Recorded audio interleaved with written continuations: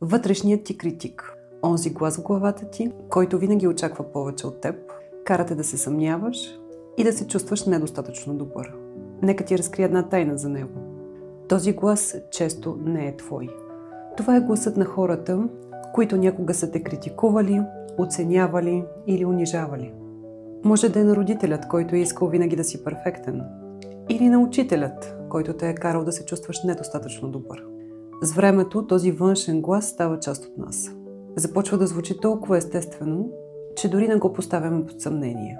Така критиката на другите става наша собствена критика. И започваме да вярваме, че не сме достатъчно добри. Следващият път, когато вътрешният критик заговори, спри и се запитай. Чий е този глас? Наистина ли е мой? Пробвай да си представиш лицето на човека, с който го свързваш. И му кажи, че не е прав. Вътрешният критик не е твоят истински аз, а е просто ехо от миналото.